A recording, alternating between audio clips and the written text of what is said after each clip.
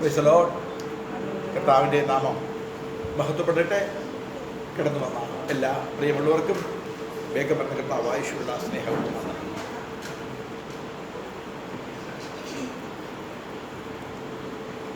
കർത്താവിൻ്റെ വചനത്തിൽ നിന്നുള്ള ഭാഗങ്ങൾ നമുക്ക് അല്പമായിട്ടൊന്ന് ധ്യാനിപ്പാൻ ഇടയായിത്തീരണം. ലേഖനങ്ങളുടെ റാണി എന്നാണ് എഫേസ്യ ലേഖനത്തെ ദൈവപണ്ഡിതന്മാർ പരിചയപ്പെടുത്തുന്നത്.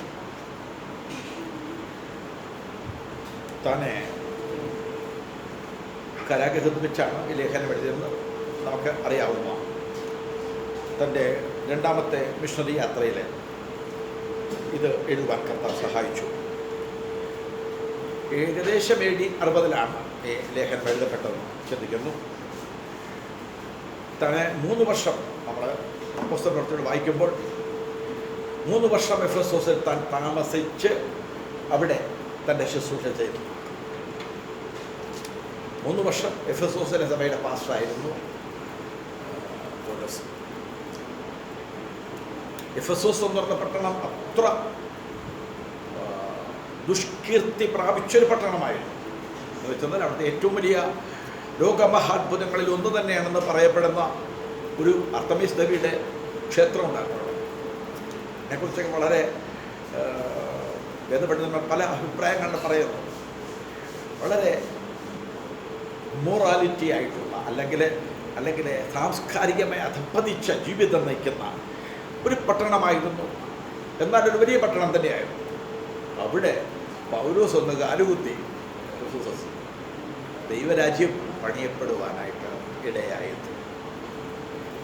എന്നാൽ ഏകദേശം എഫെസോസിലെ സഭ ചില നാളുകൾക്ക് ശേഷം പൗലോസ് കാരാഗൃഹത്തിലായപ്പോൾ കേൾക്കുന്ന വാർത്ത എഫെസോസിലെ സഭ ഇപ്പോൾ വിശ്വാസത്തിൽ ക്ഷീണിച്ചു പോയി എന്നുള്ളതാണ്. ദരിദ്രരെ പോലെ അവർ ആയിപ്പോയി. ആത്മീയ ദാരിദ്ര്യം, ഭൗതികമല്ല, ആത്മീയ ദാരിദ്ര്യത്തിലേക്ക് അവർ വളരെ ശോഷിച്ച ഒരു ആത്മീയ വളർച്ചയില്ലാത്ത അവസ്ഥയിലേക്ക് പോയി. അപ്പോൾ പൗലോസ് അവരെ ഓർമ്മപ്പെടുത്തുകയാണ്. നിങ്ങൾ ആരാണെന്നറിയാമോ? നിങ്ങളെ വിളിച്ചത് എന്തിനാണെന്നറിയാമോ? ഇതൊന്ന് ഓർമ്മപ്പെടുത്താനാണ് ഈ ലേഖനം എഴുതിയത്. വിവിധമായ നിലവാരങ്ങളാണ് നമുക്ക് ഓരോ അധ്യായങ്ങളിലൂടെ മനസ്സിലാക്കാൻ കഴിയും. നമ്മളിന്ന് 1-ാം അധ്യായമാണ് വായിപ്പാനായിട്ട് ഇടയായിട്ട്. നമ്മൾ വളർച്ച പ്രാപിക്കണം. എങ്ങനെ വളരണം? ക്രിസ്തു എന്ന തലയോളം വളരണം. ഇതിനാണ് കർത്താവ് സഭയെ സ്ഥാപിച്ചിരിക്കുന്നതെന്ന് ഓർമ്മപ്പെടുത്തുകയാണ്. 1-ാം അധ്യായം സ്വർഗത്തിലെ സകല ആത്മീയനുഗ്രഹങ്ങൾ നമുക്ക് കിട്ടിയിട്ടുണ്ട്. ലോകസ്ഥാപനത്തിൽ മുമ്പ് നമ്മളെ തിരഞ്ഞെടുത്തിട്ടുണ്ട്. നമ്മളെ ത്രിത്വത്തിൻ്റെ സാധപ്രകാരം ദത്തെടുത്തിട്ടുണ്ട്. പ്രിയനായവന് സൗജന്യമായ കൃപമോഹത്തിൻ്റെ പുകഴ്ചയ്ക്കായിട്ട് സ്നേഹത്തിൽ മുൻ നിയമിക്കപ്പെട്ടിട്ടുണ്ട്. നമ്മൾ വീണ്ടെടുക്കപ്പെട്ടിട്ടുണ്ട്. ജ്ഞാനവും പരിജ്ഞാനവും നമുക്ക് തന്നിട്ടുണ്ട് എല്ലാം പറഞ്ഞിട്ട് ആത്മാവിൽ താൻ പറഞ്ഞു വരുന്ന ഭാഗങ്ങൾ പൗലോസിൻ്റെ ഒരു പ്രാർത്ഥന, എഫെസോസ് സഭയ്ക്ക് വേണ്ടിയുള്ള തൻ്റെ പ്രാർത്ഥനയാണ് ഇവിടെ നമ്മളിപ്പോൾ വായിപ്പാൻ കഴിഞ്ഞത്. ഇത് പറഞ്ഞിട്ട് പരിശുദ്ധാത്മാവിനാൽ മുദ്രയിടപ്പെട്ട തൻ്റെ സഭയ്ക്ക് വേണ്ടി പറയുന്ന പ്രദേശമാണ്. കർത്താവായ യേശുവിൻ്റെ വിശ്വാസത്തെ, സകല വിശുദ്ധന്മാരോട് സ്നേഹത്തെക്കുറിച്ച് ഞാൻ കേട്ടു. നിങ്ങൾക്ക് വേണ്ടി ഇടവിടാതെ സ്തോത്രം ചെയ്യുന്നതിൻ്റെ പ്രാർത്ഥന നിങ്ങളെ ഓർത്തുകൊണ്ട് നമ്മുടെ കർത്താവായ യേശു ക്രിസ്തുവിന്റെ ദൈവവും മഹത്വമുള്ള പിതാവായവൻ നിങ്ങൾക്ക് അപ്പോൾ പ്രാർത്ഥനയിൽ താൻ ഓർക്കുകയാണ്. എന്താണ് ഓർക്കുന്നത്? ദൈവത്തെക്കുറിച്ചുള്ള പരിജ്ഞാനത്തിൽ ജ്ഞാനത്തിൻ്റെയും വെളിപ്പാടിൻ്റെയും ആത്മാവിനെ നിങ്ങൾക്ക് ലഭിക്കണം. ജ്ഞാനത്തിൻ്റെയും വെളിപ്പാടിൻ്റെയും ആത്മാവിനെ നമുക്ക് കിട്ടണം. പൗലോസിൻ്റെ പ്രാർത്ഥനയാണ്. നമുക്കൊരു ജ്ഞാനം വേണം. അത് നമ്മുടെ മാനുഷിക ജ്ഞാനമല്ല, ദൈവിക ജ്ഞാനം വേണം. വെളിപ്പാട് വേണം നമുക്ക്. ആ ഭാഗത്തൊന്നും ഞാൻ നിൽക്കാതെ പെട്ടെന്ന് അങ്ങ് പോവുകയാണ്. നിങ്ങളുടെ ഹൃദയദൃഷ്ടി പ്രകാശിപ്പിച്ചിട്ട്, ഹൃദയദൃഷ്ടി പ്രകാശിപ്പിക്കപ്പെടണമെങ്കിൽ നമുക്ക് ദൈവിക ജ്ഞാനം കിട്ടണം. വെളിപ്പാട് കിട്ടിയെങ്കിൽ ഹൃദയദൃഷ്ടി ഒന്ന് തുറന്നു വരുത്തണം. ഇതില്ലാത്തതാണ് നമ്മൾ തുറന്ന് മനസ്സിലാക്കിയെന്നാൽ നമ്മൾ പെനിയൽ ദൈവസഭയിൽ നമ്മൾ ആഗ്രഹിക്കുന്നത് ഒരു ശിഷ്യത്വത്തിൻ്റെ കൂട്ടായ്മയാണ്. ഈ ശിഷ്യത്വത്തിൻ്റെ കൂട്ടായ്മയിലേക്ക് നമ്മളെ വിളിക്കാനാണ് കർത്താവ് സഭയോട് പറഞ്ഞിരിക്കുന്നത്.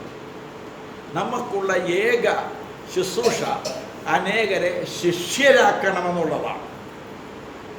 എനിക്ക് കർത്താവ് വാക്ക് തന്നിട്ടുണ്ട്, അങ്ങനെ ഒരു ശിഷ്യത്വത്തിൻ്റെ ശുശ്രൂഷയിൽ ഒരു ആത്മീയ പ്രവൃത്തി സഭയിൽ നടക്കുമെന്ന്. പക്ഷെ ഇപ്പം കാണുന്നതെല്ലാം ശൂന്യമാക്കപ്പെടുന്ന അവസ്ഥയാണ്. എങ്ങനെ? ആത്മീയമായിട്ട് അധപ്പതിച്ചു പോകുന്നു, ആൾക്കൂട്ടം അധപ്പതിച്ചു പോകുന്നു, സാമ്പത്തിക നില അധപ്പതിച്ചു പോകുന്നു. അപ്പോൾ നമ്മളിന്ന് കേട്ടല്ലോ, ഞാൻ നേരത്തെ പറഞ്ഞില്ലേ, ശൂന്യത്തിൽ നിന്നും സകലവും വിളിച്ചു വരുത്തുവാൻ കഴിയുന്ന ഒരു ദൈവമുണ്ട് എന്ന് എനിക്ക് നല്ല ഉറപ്പുണ്ട്. അതുകൊണ്ട് ഞാൻ ആ ദൈവത്തിൽ സമ്പൂർണ്ണമായിട്ട് ആശ്രയിക്കുകയാണ്. ഹല്ലേലൂയ. ഞാൻ ചോദിക്കട്ടെ, ലോകത്തിലെ ഏറ്റവും വലിയ അത്ഭുത പ്രവർത്തകൻ ആരായിരുന്നു? നമ്മുടെ കർത്താവ് തന്നെ. ഏറ്റവും വലിയ ദൈവിക മൂല്യത്തോടുകൂടെ സ്വഭാവത്തോടുകൂടെ ജീവിച്ച വ്യക്തി യേശു മാത്രമാണ്. ഒരു കുറ്റം പോലും അവനെക്കുറിച്ച് പറയാനില്ല. അവൻ്റെ ഉപദേശങ്ങളോ, ഹല്ലേലൂയ, അവൻ്റെ പ്രസംഗങ്ങളുടെ മുമ്പിൽ അവനേക്കാൾ വലിയൊരു പ്രസംഗകൻ ലോകത്തിലുണ്ടോ? ഒന്നുമില്ല. എന്നിട്ടും പ്രൈസ് കർത്താവിൻ്റെ സഭയ്ക്കകത്ത് ആള് കൂടുകയായിരുന്നോ കുറയുകയായിരുന്നോ? ഇവിടെ ഇല്ലല്ലോ, നിങ്ങളാരും ഇവിടെ ഇല്ലല്ലോ. കർത്താവിൻ്റെ സഭയ്ക്കകത്ത് ആള് കൂടുകയായിരുന്നു. എത്ര പേരുണ്ടായിരുന്നു കർത്താവിൻ്റെ സഭയ്ക്കകത്ത്? എത്ര പേരുണ്ടായിരുന്നു? 16 പേര്, 12 പേര്. ഹല്ലേലൂയ. പക്ഷെ കർത്താവിൻ്റെ കൂടെ ഒരു വലിയ പുരുഷാലില്ലായിരുന്നോ? പിന്നെ 70 ശിഷ്യന്മാരെ കർത്താവ് അയച്ചില്ലേ? അവർക്ക് ഭൂതങ്ങളെ പുറത്താക്കാനും രോഗികളെ സൗഖ്യമാക്കാനൊക്കെ ഒന്ന് വരം കൊടുത്തില്ലേ? അവസാനം വന്നപ്പോൾ 12 പേരായി. 12 ഒരുത്തരോട് പറഞ്ഞു, നീ പോയിക്കോളാൻ പറഞ്ഞു. കർത്താവ് തന്നെ പറഞ്ഞു, നീ പോയി നിന്റെ ജോലി ചെയ്തോളാൻ പറഞ്ഞു. ബാക്കി 11 പേര്, ഇത് ശ്രദ്ധിച്ച് നോക്കിക്കോടെ. എന്നാൽ നമ്മൾ 11 പേരെ കൂടുതലുണ്ടല്ലോ. ഇതിനകത്തൊന്നും ചിലരോട് എന്ത് ചെയ്യും? നീ പോയി നിന്റെ ജോലിയൊക്കെ ചെയ്തോളാൻ പറയും. അത് കർത്താവിന് ആളെ കൂട്ടുന്ന ഒരു സമ്പ്രദായം ഇല്ല. കർത്താവിന് ആത്മാക്കൾ മാത്രമേ വിഷയമുള്ളൂ.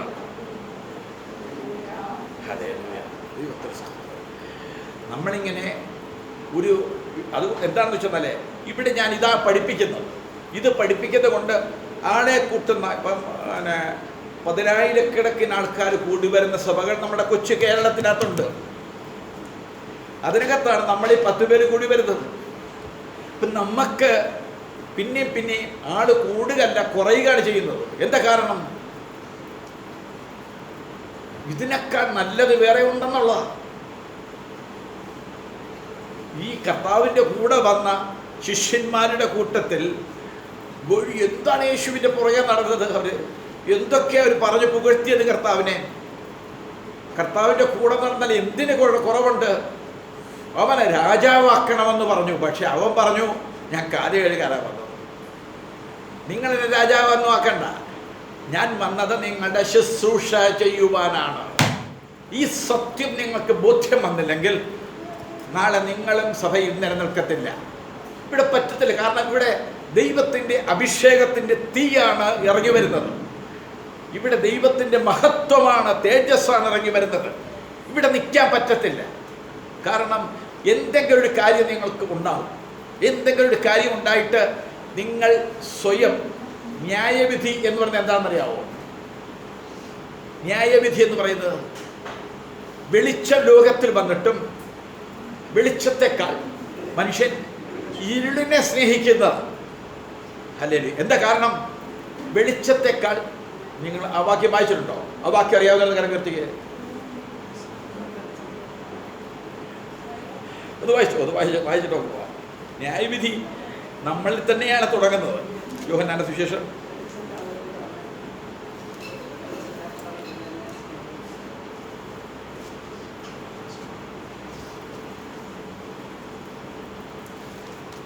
ന്യായവിധി എന്നതോ വെളിച്ചം ലോകത്തിൽ വന്നിട്ടും എത്രാമത്തെ വാക്യം കാണാം?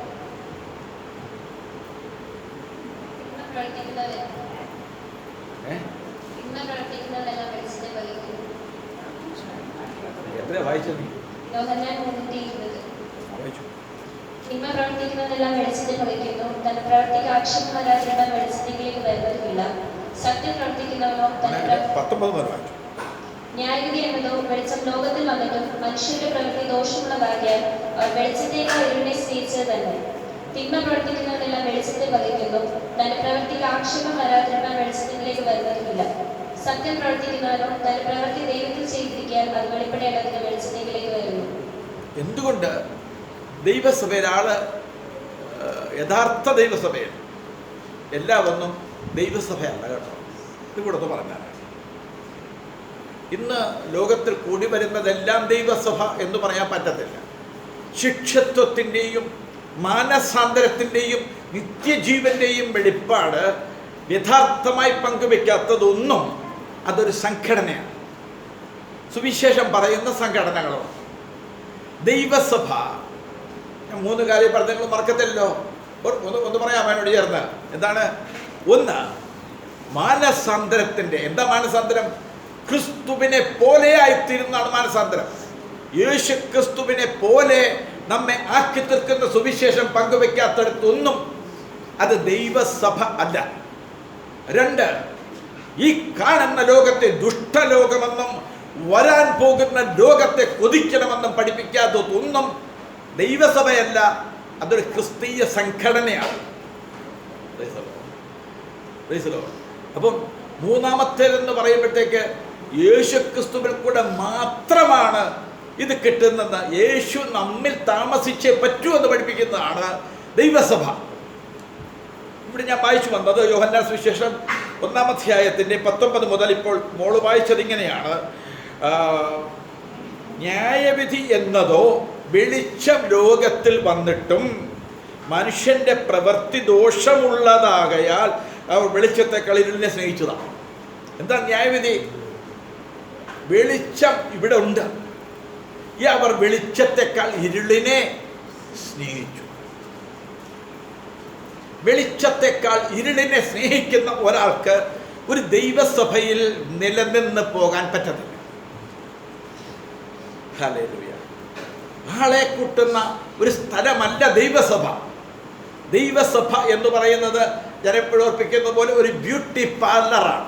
ഇവിടെ ചെത്തും, ഇവിടെ തൂക്കും, ഇവിടെ തേച്ച് മിനുക്കും, വേദനയെടുക്കും. അത്തരത്തിലുള്ള രൂപാന്തരത്തിൻ്റെ ശുശ്രൂഷയാണ് ദൈവസഭയിൽ ചെയ്യേണ്ടത്. അതുകൊണ്ട് ഏത് പാപിക്കും ദൈവസഭയിൽ വരാം, ഏത് പിന്മാറ്റക്കാരനും ദൈവസഭയിലേക്ക് വരാം. പക്ഷേ അവൻ മാനസാന്തരപ്പെട്ടില്ലെങ്കിൽ അവൻ അതുപോലെ തന്നെ കടന്നു പോകുവാനായിട്ട് ഇടയായിത്തീരും. അപ്പൊ ന്യായവിധി എന്ന് പറയുന്നത് എന്താണ്? ഒരാളെന്ന് പറഞ്ഞേ, വെളിച്ചം ലോകത്തിൽ വന്നിട്ടും മനുഷ്യരുടെ പ്രവൃത്തി ദോഷമുള്ളതാകയാൽ രഹസ്യ ജീവിതം ദോഷമുള്ളതാണ്. അവൻ വെളിച്ചത്തെക്കാൾ ഇരുളിനെ സ്നേഹിക്കും. എന്താ വെളിച്ചത്തെക്കാൾ ഇരുളിനെ സ്നേഹിക്കുന്നത്? വെളിച്ചത്തെക്കാൾ ഒരു മനുഷ്യൻ ഇരുളിനെ സ്നേഹിക്കുന്നത് എന്താ?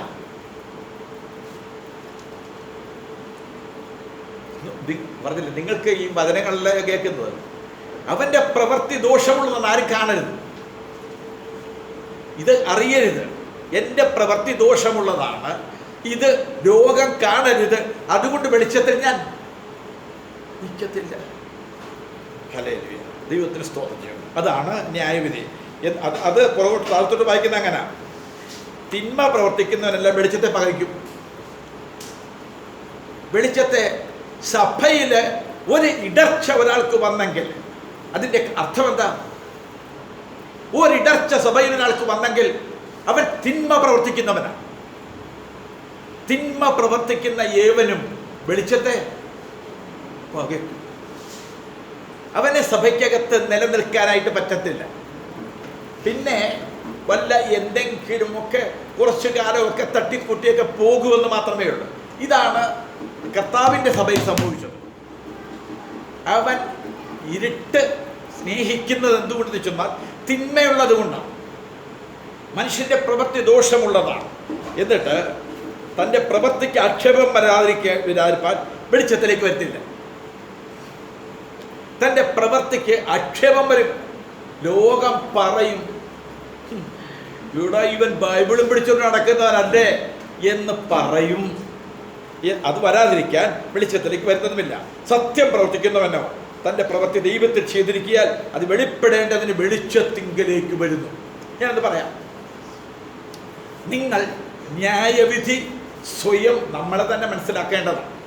വെളിച്ചത്തിങ്കലേക്ക് വരാൻ ഇവിടെ എനിക്കൊരു ശുശ്രൂഷയുണ്ട്, എനിക്കൊരു മിനിസ്ട്രി ഉണ്ട് എന്ന് പറഞ്ഞ് മുന്നിലേക്ക് വന്ന് വെളിച്ചത്തിൽ നിൽക്കാൻ എത്ര പേർക്ക് മനസ്സുണ്ട്? ഇല്ലെങ്കിൽ നിങ്ങൾക്ക് തിന്മയുണ്ട്. നിങ്ങൾ തിന്മയെ സ്നേഹിക്കുന്നത് കൊണ്ട് നിങ്ങൾ വെളിച്ചത്തിങ്കലേക്ക് വരാൻ നിങ്ങൾക്ക് പറ്റത്തില്ല. എവിടെയെങ്കിലും നിങ്ങളുടെ അകത്ത് ഒരു തിന്മ വസിക്കുന്നുണ്ട്.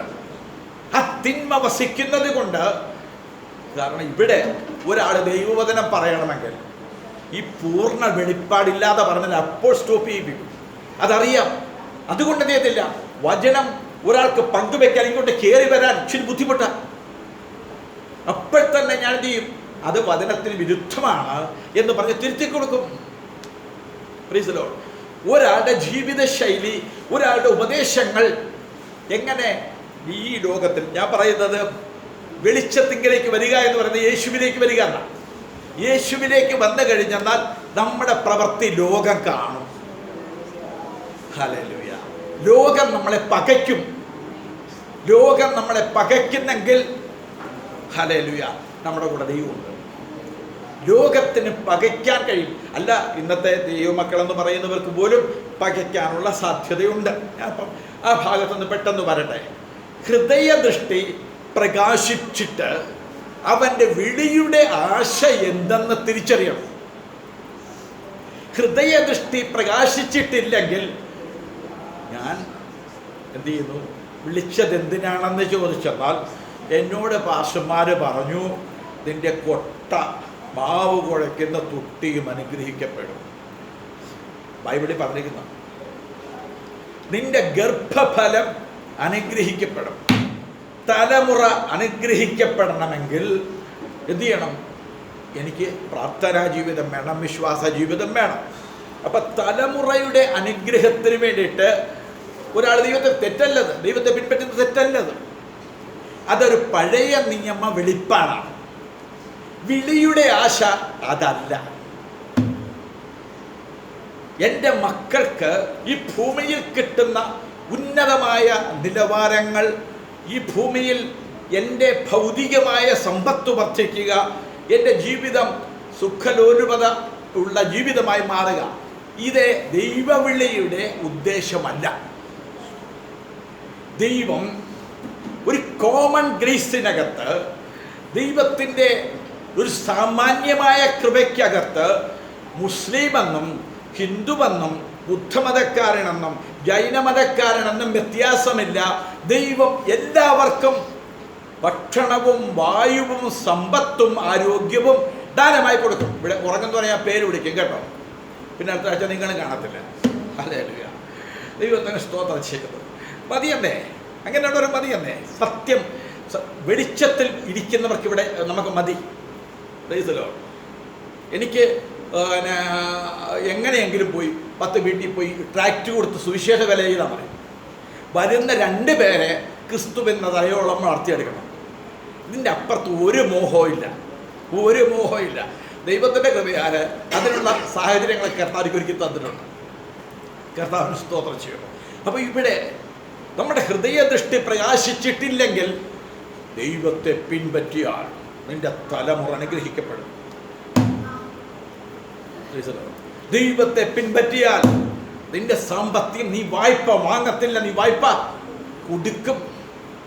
ദൈവത്തെ നീ പിൻപറ്റിയാൽ ഇപ്പോൾ കിടന്ന കിടക്കുന്ന നീ യൗവനക്കാരനെ പോലെ എഴുന്നേറ്റ് നടക്കും. അങ്ങനെയാണെങ്കിലേ UP-യിലേക്ക് നിങ്ങൾ ഈ പുസ്തകം എടുത്തുകൊണ്ട് സുവിശേഷ വേലയ്ക്ക് വേണ്ടി പോകണം. UP-യിലേക്ക് അവിടെ ചെന്നാൽ അവിടുത്തെ ദൈവദാസന്മാർ അനുഭവിക്കുന്നത് പട്ടുമത്തെ അല്ല. അവിടുത്തെ ദൈവദാസന്മാർ യൗവനക്കാരനായൊരു മനുഷ്യനെ ഒരു ദൈവവേല ചെയ്തെന്നും പറഞ്ഞുകൊണ്ട് പരസ്യമായി 10-30 പേരെ ശിക്ഷത്വത്തിലേക്ക് വളർത്തിക്കൊണ്ടിരിക്കുക. അവിടത്തുകാരനാണ്, UP-കാരനാണ്. പൂർണ്ണ ഗർഭിണിയായ തൻ്റെ ഭാര്യയുടെ മുൻപിൽ വെച്ച് നിലത്തിട്ട് അവിടെ വെച്ച് അവരുടെ മുമ്പിൽ വെച്ച് ചവിട്ടി അയാളുടെ കണ്ണ് തെറിച്ചുപോയി. അയാളെ കേസ് കൊടുത്ത് അയാളെ ഹോസ്പിറ്റലിൽ അഡ്മിറ്റ് ചെയ്തു. ഈ സുവിശേഷം സത്യത്തിൽ ഞാൻ നിങ്ങൾ അംഗീകരിക്കുമോ? ഞാൻ ഒരു ചെറിയ സംഭവം, ഇപ്പോൾ കഴിഞ്ഞ ആഴ്ചയിൽ അലഹബാദ് ഹൈക്കോടതി 5 വർഷത്തേക്ക് ഒരു ഭാര്യയും ഭർത്താവിനെയും ചെയ്ത തെറ്റെന്താണെന്നറിയാമോ? ഈ സുവിശേഷം പറഞ്ഞു. ഈ സുവിശേഷം പറഞ്ഞു എന്നുള്ള തെറ്റ് നിമിത്തം ഇവിടെ എല്ലാ സൗകര്യവും ഉണ്ടായിട്ട് നമ്മളിരുന്ന് അങ്ങ് ഉറക്കമാണ്. പറഞ്ഞില്ലേ, അവിടെ അവർ കൂടി വരുന്ന കണ്ടറിയാമോ? ഓല കൊണ്ട് മറച്ച ഷെഡിനകത്ത് ആൾക്കാർ എങ്ങുമില്ലാത്തടത്ത് ദൂരത്തോളം നടന്ന് ചെന്ന് ആരും അറിയാതെ ഇന്നൊരിടത്താണെങ്കിൽ അടുത്ത നാളെ വേറെ ഒരിടത്ത്, ഇന്ത്യയിലെ കാര്യമാണ്, നമ്മളുടെ സ്വന്തം രാജ്യത്തിൻ്റെ കാര്യമായി പറയുന്നത്. അങ്ങനെ ആരാധിക്കുന്ന ഒരു കൂട്ടം ജനം ഇവിടെ ഉണ്ടെന്ന്, അങ്ങനെ ദൈവത്തെ സേവിക്കുന്നവർ അവിടെ ഉണർവ് നടക്കുക, അവിടെയൊക്കെ ജീവൻ കൊടുക്കാൻ വേണ്ടിയിട്ട് അവർ ഓടുന്നത്. നമ്മളെന്തിനാണ് ഓടുന്നത്? നമ്മളെന്തിനാണ് യേശുവിനെ പിൻപറ്റുന്നത്? കിട്ടാൻ വേണ്ടിയിട്ട്. ഞാൻ പറയുന്നത് അവരെല്ലാവരും പോയി മരിക്കുകയാണെന്നല്ല പറഞ്ഞത്. ആദ്യ നൂറ്റാണ്ടിൽ ക്രൈസ്തവ സഭ അനുഭവിച്ച പീഡനം നിങ്ങൾക്കറിയാമോ? ഹൃദയദൃഷ്ടി പ്രകാശിപ്പിക്കപ്പെട്ടാൽ, എൻ്റെ ഹൃദയദൃഷ്ടി അതുപോലെ പ്രകാശിപ്പിച്ചിട്ട് ഉണ്ടായിരുന്നെങ്കിൽ ഞാനിപ്പോൾ ചിന്തിച്ചത്, എൻ്റെ മക്കളെ 3 പാസ്റ്റർമാരുടെ ഭാര്യമാരായി അവരെ കൊടുക്കണമെന്നാണ് ഞാൻ ചിന്തിച്ചത്. എങ്ങനെ? കഷ്ടം സഹിക്കാൻ വേണ്ടിയിട്ട്, നഷ്ടം സഹിക്കാൻ വേണ്ടിയിട്ട് അവർക്ക് കൊടുക്കണമെന്നാണ് ഞാൻ ചിന്തിച്ചത്. അങ്ങനെ ഒരു തീരുമാനം ഉണ്ടായെങ്കിലും ദൈവവേല ചെയ്യുന്നവരാണെങ്കിലും അങ്ങനത്തെ ഒരു സമർപ്പണത്തിൽ എൻ്റെ മക്കൾ വന്നിട്ടില്ലായിരുന്നു. അപ്പോൾ എനിക്കും അങ്ങനത്തെ സമർപ്പണം, അത്രയും കാഴ്ചപ്പാട് വന്നിട്ടില്ലായിരുന്നു. ഞാൻ ചിന്തിച്ച സുവിശേഷ വേല എന്ന് പറയുന്നത് മാനിക്കപ്പെടുന്ന സുവിശേഷമാണ്. ഞാൻ ചിന്തിച്ച സുവിശേഷ വേല മാനിക്കപ്പെടുന്ന സുവിശേഷ വേല. നിന്ദയുമില്ല, പഴിയുമില്ല, കഷ്ടതയുമില്ല, ദാരിദ്ര്യമില്ല. അതാ സുഖലോലുപതയിൽ യേശുവിനെ കുറിച്ച് പ്രസംഗിക്കുന്ന സുവിശേഷത്തെക്കുറിച്ചാണ് ഞാനും ഏകദേശം എന്നെ പഠിപ്പിച്ചത്. ഞാനും കേട്ടു വന്നതാ. എന്നാൽ കർത്താവ് എന്നെ പഠിപ്പിച്ചു, സുവിശേഷ നിമിത്തം നിന്റെ ജീവനെ നീ കളയണം, സുവിശേഷ നിമിത്തം നിന്റെ സമ്പത്ത് നീ കളയണം, സുവിശേഷ നിമിത്തം നിന്റെ ആരോഗ്യം നിനക്ക് നഷ്ടമാകണം, നിന്റെ മാന്യത നഷ്ടമാകണം. നഷ്ടക്കച്ചവടമാണ് സുവിശേഷം. ആർക്ക? ഹൃദയദൃഷ്ടി പ്രകാശിപ്പിക്കപ്പെട്ടാൽ, ഹൃദയദൃഷ്ടി തുറന്നു കിട്ടണം. ഹല്ലേലൂയ. ഈ ഭൗതികമായിരിക്കുന്ന നമ്മുടെ കണ്ണടഞ്ഞു പോകും. എപ്പോഴാണ് നമ്മുടെ കണ്ണടഞ്ഞു പോകുന്നത്? ലോകത്തിൻ്റെ മടിയിലേക്ക് നമ്മൾ പോകുമ്പോഴാണ് നമ്മുടെ കണ്ണ് പൊട്ടിപ്പോകുന്നത്. ലോകസ്നേഹം, ദൈവത്തോട് ശത്രുത്വം, ലോകത്തെ സ്നേഹിക്കാനായിട്ട് ലോകത്തെ സ്നേഹിക്കുക എന്ന് പറയുന്നത് ലോകത്തിൻ്റെ ഔന്നത്യം, ലോകത്തിൽ എല്ലാവരും മാനിക്കുന്ന ഒരു സുവിശേഷകനാകണം എനിക്ക്. ഇന്നത്തെ എൻ്റെ ആഗ്രഹം അറിയാമോ? ഞാൻ മരിക്കുമ്പോൾ, ഹല്ലേലൂയ, എൻ്റെ മരണസമയത്ത് വന്നിട്ട് ഒരു മനുഷ്യൻ പുകഴ്ത്തരുത്, ഒരു മനുഷ്യൻ എൻ്റെ ജീവിതത്തെക്കുറിച്ച് പുകഴ്ത്തരുത്. ദൈവദാസൻ ഇന്നത് നേടി, ദൈവത്തെ തേപിച്ചപ്പോൾ അദ്ദേഹത്തിന് ഇന്നത് കിട്ടിയെന്ന് ഒരു മനുഷ്യൻ, എനിക്ക് എന്തെല്ലാം ഉണ്ടോ അത് മുഴുവനും നഷ്ടമാക്കാനായിട്ട് ഞാൻ ആഗ്രഹിച്ചുകൊണ്ടിരിക്കുകയാണ്. എനിക്ക് എന്തെല്ലാം കർത്താവ് തന്നോ അതെല്ലാം കർത്താവിന് വേണ്ടി നഷ്ടമാക്കാനുള്ള ഒരു ചിന്തയിലാണ് ഞാൻ ആയിരിക്കുന്നത്. എനിക്ക് നേടാൻ യേശു മാത്രം മതി. എനിക്ക് നേടാൻ ഒരൊറ്റ മനുഷ്യൻ. ഹല്ലേലൂയ. ഭയങ്കരമായിട്ടുള്ള പുകഴ്ത്തലുകൾ ദൈവം മാനിച്ചു. എനിക്ക് ദൈവം മാനിച്ചെന്ന് പറയുന്ന ഭൂമിയിലുള്ളതല്ല. ദൈവം ഒരാളെ മാനിക്കുന്നതിൻ്റെ ലക്ഷണമെന്ന് പറയുന്നത് അവൻ കർത്താവിന് വേണ്ടി എന്ത് നഷ്ടം സഹിക്കുന്നു എന്നുള്ളതാണ്, എന്ത് ത്യാഗം സഹിക്കുന്നു എന്നുള്ളതാണ് ദൈവം ഒരാളെ മാനിക്കുന്നതിൻ്റെ ലക്ഷണം. കർത്താവിന് സ്തോത്രം. അങ്ങനെയുള്ളൊരു സുവിശേഷമല്ലാത്ത സുവിശേഷം ഇനി എൻ്റെ ആയുസ്സിൽ ഞാൻ കാണത്തുമില്ല, പ്രസംഗിക്കത്തുമില്ല. നിങ്ങൾക്കെങ്ങനെ ആഗ്രഹമുണ്ടെങ്കിൽ നിങ്ങൾ ഈ വെളിച്ചത്തെ നാളെ പകയ്ക്കും. കാരണം നിങ്ങൾക്ക് ലോകത്തോടുള്ള നിങ്ങളുടെ സ്നേഹം ഉണ്ടെങ്കിൽ നിങ്ങൾക്ക് ദൈവത്തെ, വെളിച്ചത്തെ പകയ്ക്കേണ്ടി വരും.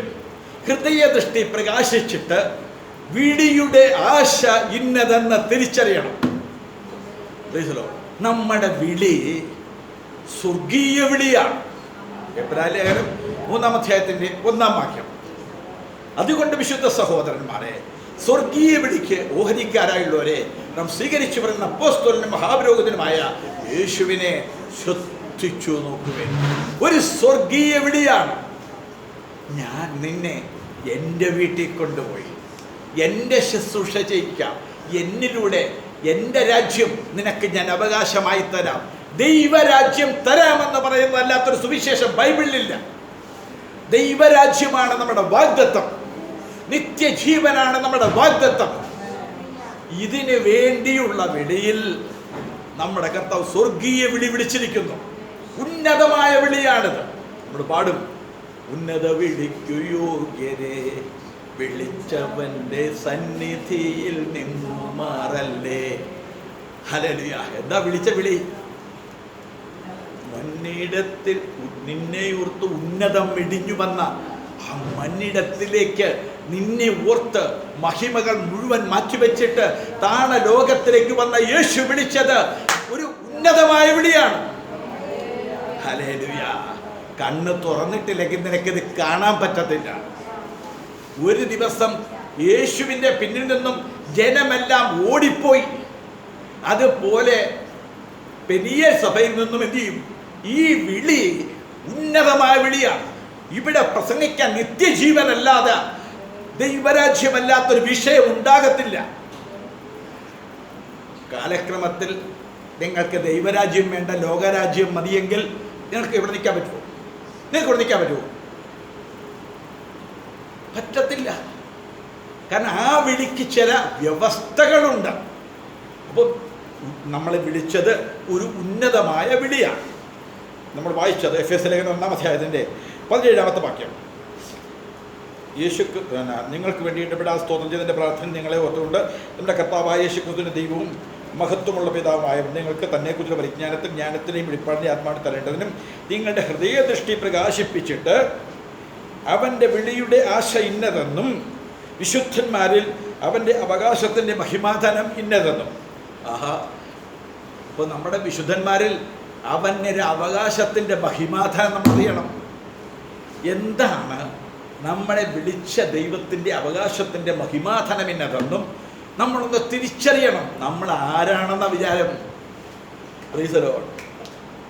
നമ്മളെക്കുറിച്ച് കർത്താവ് എന്താണ്? നമ്മളെ വിളിച്ച വിളിയുടെ അവകാശത്തിൻ്റെ മഹിമാധനം എന്താണ്? നമ്മൾ ഇത് പ്രാപിക്കാനാണ് പോകുന്നത്. ഒറ്റ വാക്കിൽ പറഞ്ഞ് ഞാൻ അങ്ങ് നിർത്താം. അതല്ല എൻ്റെ വിഷയം. നമ്മളെ ഇവിടുന്ന് കൊണ്ടുപോയിട്ട് യേശുക്രിസ്തുവിൻ്റെ അതേ മഹത്വം തന്ന്, അതേ തേജസ് തന്ന്, തെസ്സലോനിക്ക ലേഖനം പറയുന്നത് അവൻ്റെ മഹത്വം നമ്മൾ പ്രാപിക്കും. നമ്മൾ യേശുവിനെ പോലെ ആക്കി തീർക്കുക എന്നുള്ളതാണ് ഇവിടെയുടെ ഉദ്ദേശം. അവൻ്റെ ആ തേജസ് നമുക്ക് തരാനായിട്ടാണ് വിളിച്ചിരിക്കുന്നത്. കേവലം സ്വർഗരാജ്യമല്ല ഒരു ക്രിസ്ത്യാനിയുടെ പ്രത്യാശ.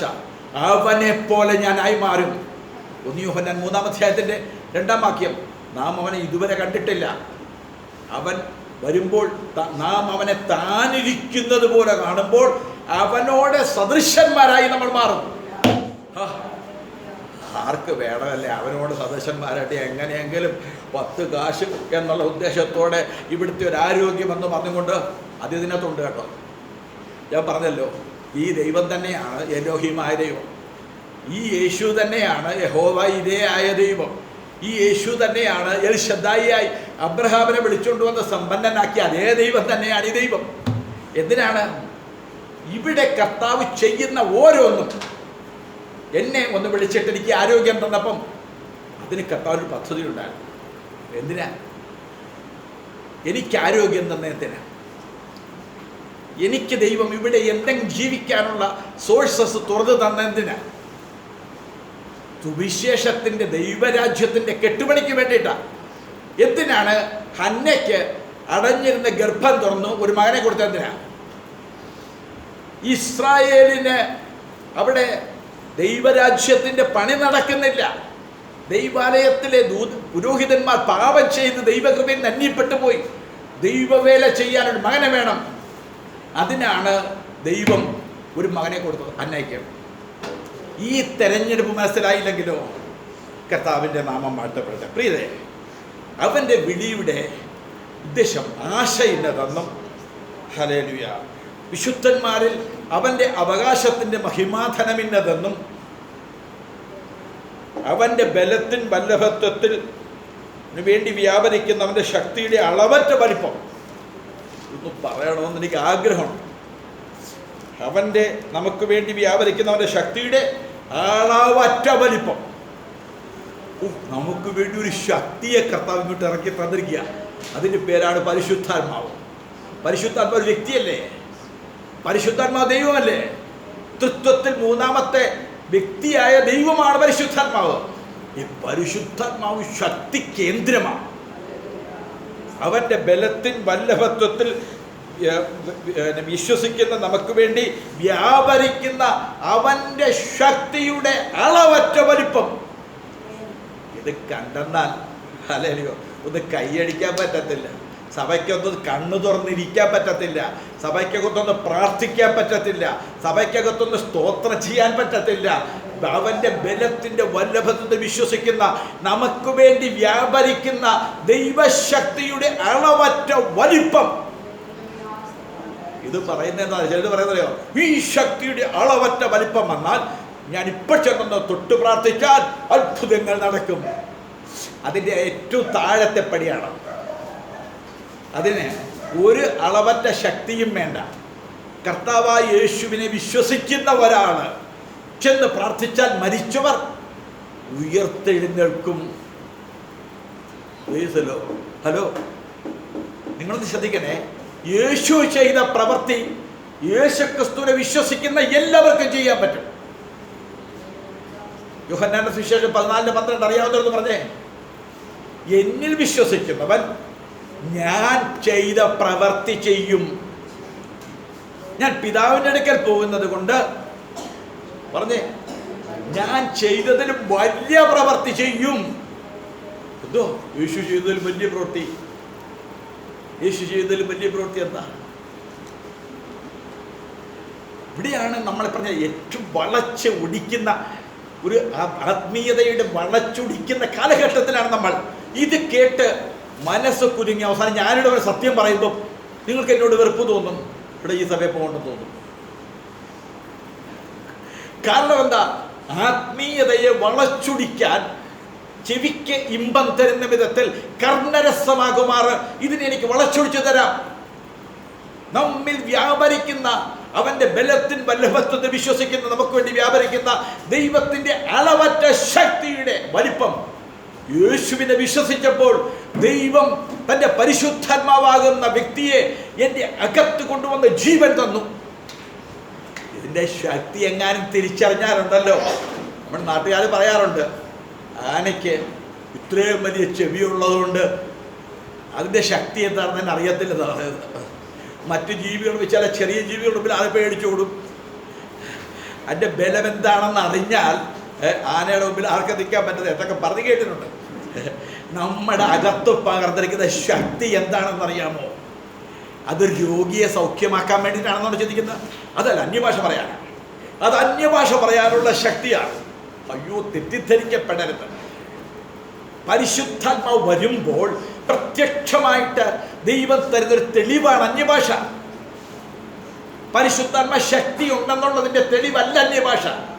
പരിശുദ്ധാത്മാവ് നഷ്ടപ്പെട്ടാലും അന്യഭാഷ പറഞ്ഞുകൊണ്ടിരിക്കും. ഹല്ലേലൂയ. ഒരു ആത്മീയ ബോധവും ഇല്ലെങ്കിലും നമുക്ക് അന്യഭാഷ പറയാം. ദൈവകൃപയിൽ നിന്ന് പുറത്തു പോയാലും നമുക്ക് അന്യഭാഷ പറയാം. കാരണം ഒരിക്കൽ പരിശുദ്ധാത്മാവിനെ ലഭിച്ചതാണ്. അതിൻ്റെ തെളിവാണ് അന്യഭാഷ. അതുകൊണ്ട് നമ്മളെല്ലാവരും എന്ത് ചെയ്യണം? അന്യഭാഷയിൽ പ്രാർത്ഥിക്കണം. നമ്മളെല്ലാവരും അന്യഭാഷയിൽ മണിക്കൂറുകൾ പ്രാർത്ഥിക്കുന്നവരായിരിക്കണം. പക്ഷെ അന്യഭാഷ പരിശുദ്ധാത്മാവുണ്ടെന്നതിൻ്റെ തെളിവല്ല കേട്ടോ. കൂട്ട് സഹോദരനോട് മുഖം കറുപ്പിച്ച് നിൽക്കുന്ന നിന്റെ ഉള്ളിൽ നിന്ന് പരിശുദ്ധാത്മാവ് പോയി. കൂട്ട് സഹോദരനോട് ഹൃദയപൂർവ്വം ക്ഷമിച്ചു കൊടുക്കാത്ത ഒരുവന്റെ ഉള്ളിൽ നിന്ന് ദൈവ സാന്നിധ്യം നഷ്ടപ്പെട്ടു പോകും. ആദ്യം അവനോട് നിരപ്പ് പ്രാപിച്ചിട്ട് വന്നിട്ട് പായിട്ടും മുട്ടുമടക്കിയിരുന്നാൽ മതി. അതല്ലാത്ത സുവിശേഷം ദൈവരാജ്യത്തിൻ്റെ സുവിശേഷമല്ല. ഹല്ലേലൂയ. ഇവിടെ അകത്ത് വ്യാപരിക്കുന്ന ശക്തി പുറമേ കാണുന്നൊന്നുമല്ല. അത് വായിക്കാം നമുക്ക്. ഞാൻ അത് വായിച്ച് നിങ്ങളിത് കേൾപ്പിക്കട്ടെ. നമുക്ക് എന്നിട്ട് എൻ്റെ വാക്കുകളെ ചുരുക്കാം. ഇന്നതൊന്നും നിങ്ങൾ അറിയേണ്ടത് പ്രാർത്ഥിക്കുന്നു. ഇത് കേട്ടോണേ. ഈ ശക്തി നിങ്ങൾ അറിയണം എന്ന് പൗലോസ് പ്രാർത്ഥിക്കുക. നിങ്ങൾ അങ്ങനെ അവൻ ക്രിസ്തുവിലും വ്യാപരിച്ചു. എന്തുവാ ഈ അളവറ്റ ശക്തി?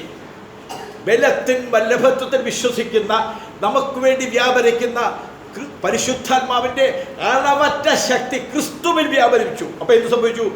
അവനെ മരിച്ചവരുടെ ഇടയിൽ നിന്ന് ഉയർപ്പിച്ചു. സ്വർഗത്തിൽ തന്റെ വലത്ത് ഭാഗത്ത് വാഴ്ചയ്ക്കും അധികാരത്തിനും ശക്തിക്കും കർത്തൃത്വത്തിനും ഈ ലോകത്തിൽ മാത്രമല്ല വരുവാനുള്ളതിന് വിളിക്കപ്പെടുന്ന സകലത്തിനും അത്യന്തം ഇത് ഉയർത്തുകയും ചെയ്തു. വളച്ചൊടിക്കാനുള്ള വളരെ എളുപ്പമാണ്. ഇവിടെ എന്താ പറയുന്നത്? യേശുവിനെ ഉയർപ്പിച്ചു. കർത്താവിന്റെ മക്കളെ, നമുക്കൊരു ആത്മീയ ജീവിതത്തിന്റെ ഒരു ഉയർത്തെഴുന്നേൽപ്പ്, നമുക്കൊരു ഉയർത്തെഴുന്നേൽപ്പ് കിട്ടുമല്ലോ. യേശു ക്രിസ്തുവിനെ ഉയർപ്പിച്ചവന്റെ ആത്മാവ് നിങ്ങളിലുണ്ടെങ്കിലോ നിങ്ങളെയും അവന്റെ വരവിൽ നിങ്ങളെയും ഉയർപ്പിക്കും. എന്തിനാ ഈ അത്യന്ത ശക്തി എന്നറിയാമോ? സൂക്ഷിച്ചോളണം ഇത്. അവന്റെ ശക്തിയുടെ അളവറ്റ വലിപ്പം എന്നെ രൂപാന്തരപ്പെടുത്തും. എൻ്റെ ഈ മർത്യ ശരീരം അമർത്യത പ്രാപിക്കും. എൻ്റെ ഈ ദ്രവത്വമുള്ള ശരീരം അദ്രവത്വം പ്രാപിക്കും. എൻ്റെ മൺമയമായ ശരീരം വിൺമയമായി തീരും. എന്തിനാ ഈ പരിശുദ്ധാത്മാർത്തറിയാമോ? ഞാൻ അന്യഭാഷ പറഞ്ഞ് പാപം ചെയ്ത് നടക്കാനല്ല. ഹല്ലേലൂയ. ഒന്ന് കൈകൊട്ടിക്കൊണ്ട് ഒരു രോഗശാന്തി നിർത്തിക്കൊണ്ട് നടക്കാൻ മാത്രമല്ല. അതൊക്കെ ഇതിൻ്റെ പുറകിലത്തെ ഭാഗമാണ്. ഇതാ ഇന്ന് പ്രസംഗിക്കപ്പെടുന്നത്. നിന്റെ മേൽ പരിശുദ്ധാത്മാവിന്റെ ശക്തിയുടെ അളവറ്റ വലിപ്പം വന്നാൽ നിനക്ക് പാപത്തെ ലോകത്തെ വെറുത്ത് ഈ ശരീരം യേശുവിന്റെ ശരീരം പോലെ ഇവിടായി മാറും. യേശു ക്രിസ്തുവിന്റെ കണ്ണുകളായിട്ട് കണ്ണുകൾ മാറും. ഒരു ഉയർത്തെഴുന്നേൽപ്പ് സംഭവിക്കും. ഞാൻ കർത്താവ് ഒരു ഉയർത്തെഴുന്നേൽക്കും. അല്ലാത്ത ഒറ്റ ഒരുത്തര് ഞാൻ ഇത്രയും വലിയ പ്രസംഗം പ്രസംഗിച്ചിട്ട് കർത്താവ് വരുമ്പോൾ ഉയർത്തെഴുന്നേൽക്കണമെങ്കിൽ എൻ്റെ ലൈഫ് സ്റ്റൈൽ യേശുവിനെ പോലെ ആയിരിക്കണം. ഹല്ലേലൂയ. ദൈവത്തിന് സ്തോത്രം ചെയ്യുന്നത് തെറ്റുപറ്റാത്തൊരു മനുഷ്യനല്ല ഞാൻ. തിരുത്തപ്പെടും ഞാൻ. എനിക്ക് മാനസാന്തരത്തിൻ്റെ ആവശ്യമുണ്ട്.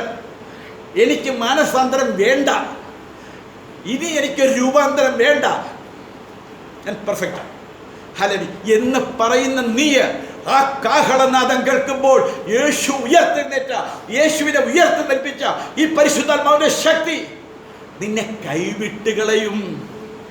എൻ്റെ ദുഃഖം അത് മാത്രമാണ്. നിങ്ങളിവിടെ പട്ടിണി കിടന്നാലും, ഞാനിവിടെ തെണ്ടേണ്ടി വന്നാലും, എൻ്റെ ഭാര്യയ്ക്ക് അല്പം കഞ്ഞി കൊടുക്കാൻ ഞാൻ തെണ്ടി നടക്കേണ്ടി വന്നാലും ഞാൻ അഭിമാനിക്കും. ഹല്ലേലൂയ. ദൈവത്തിന് സ്തോത്രം ചെയ്യുന്നു. ഞാൻ അഭിമാനിക്കും. എൻ്റെ കർത്താവിൻ്റെ വരവെങ്കിൽ എനിക്കൊരു ഉയർത്തെഴുന്നേൽപ്പാണ് എൻ്റെ ലക്ഷ്യം. എന്തിനാണ് പരിശുദ്ധാത്മാവിനെ തന്നെന്നറിയാമോ? പരിശുദ്ധാത്മാവിനെ തന്നത് എനിക്കൊരു ഉയർത്തെഴുന്നേൽപ്പ് തരാനാ. യേശുവിനെ ഉയർപ്പിച്ചവന്റെ ആത്മാവ് എന്നെയും ഉയർത്തെഴുന്നേൽപ്പിക്കും. ചുമ്മാതാണോ മോളെ സഭയെ നാളെ പോകുന്നത്? അല്ലേ അല്ലേ സഭയെ നാളെ പോകുന്നതിൻ്റെ കാരണം എന്താ? ഈ ഉയർപ്പം പറഞ്ഞുകൊണ്ടിരുന്നാൽ എടാ ഇവിടെ ജീവിക്കുന്ന കാര്യം പോലെ പറഞ്ഞ പാസ്റ്റേ, നിന്റെ പൂർവകാലം അല്പമായി തോന്നും, നിന്റെ അന്ത്യകാലം അതിമഹത്തായിരിക്കും. യോബ് 7:8. ഇപ്പോൾ ഒന്ന് പ്രസംഗിച്ചാൽ മതി, ആളെ കൂട്ടാം. ബൈബിളിൻ്റെ വാക്യമാണ്. യോബിൻ്റെ പുസ്തകം 7-8 വാക്യം. പൂർവകാലം അല്പമായി തോന്നി, ഇന്ന് വരെ കണ്ണുനീരും, ഇന്ന് വരെ രോഗങ്ങളും, ഇന്ന് വരെ ദാരിദ്ര്യവുമായിട്ട് വന്ന നീ അതല്പമായി നീ മറക്കും. നിന്റെ അന്ത്യകാലം നീ യൗവനക്കാരനെ പോലെ ഓടാൻ പോവുകയാണ്. നീ സമ്പന്നനെ പോലെ വായ്പ കൊടുക്കാൻ പോവുകയാണ്. നീ ഉയർച്ച പ്രാപിക്കാൻ പോവുകയാണ്. സുവിശേഷം എന്ന് പറയട്ടെ. അതിൻ്റെ പേര് സുവിശേഷം എന്നല്ല, വിഷം. അതിനല്ല യേശു വന്നത്. യേശു വന്നത് നമുക്കൊരു നല്ല ഉയർത്തെഴുന്നേൽപ്പ് തരുവാനായിട്ടാണ്. ഹല്ലേലൂയ.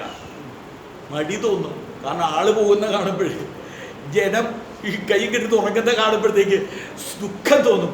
പറയാൻ തോന്നത്തില്ല സത്യം പറയാൻ തോന്നത്തില്ല. ശിഷ്യന്മാർ കർത്താവ് എല്ലാവരും പോയി. എന്താ പോയിക്കൂടെ? നിങ്ങൾക്ക് പോയിക്കൂടെ? പത്രോസിനോട് ചോദിക്കുക, നിങ്ങൾക്ക് പോയിക്കൂടെ? കർത്താവ് ഞങ്ങൾ പോകത്തില്ല. എന്താ കാരണം? ഞങ്ങൾ കണ്ടത് ഇവിടുത്തെ കാര്യങ്ങളൊന്നുമല്ല. നിത്യജീവൻ നിന്നെ കണ്ട് ഞങ്ങൾ, നിന്റെ പക്കൽ നിത്യജീവൻ ഉണ്ടെന്ന് കണ്ട് ഞങ്ങൾ. ഒരു ഉയർത്തെഴുന്നേൽപ്പ്. എന്തിനാണ് മക്കളെ ഈ പരിശുദ്ധാത്മാവിന്റെ ദൈവം തന്നെന്ന് അറിയാമോ? യേശുക്രിസ്തുവിനെ വിശ്വസിച്ച ഒറ്റ കാരണത്താൽ ദൈവം തന്ന ദാനമാണ്, സമ്മാനമാണ് പരിശുദ്ധാത്മാവ്. പരിശുദ്ധാത്മാവ് അകത്തുനിന്ന അത്യന്ത ശക്തിയാണത്.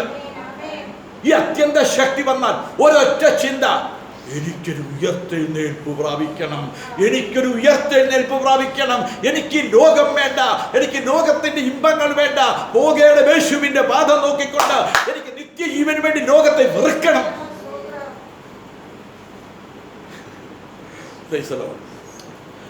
നിങ്ങൾക്ക് സന്തോഷം ഉണ്ടെങ്കിൽ നിങ്ങൾ ചെയ്യും, കൈ ഉയർത്തി ആമേൻ ഹല്ലേലൂയ ആമേൻ ഹല്ലേലൂയ ഒക്കെ പറയും. എനിക്ക് സന്തോഷമില്ലെങ്കിൽ നിങ്ങൾ എന്ത് ചെയ്യും? ഞങ്ങൾക്കത് വേണ്ടേ വേണം.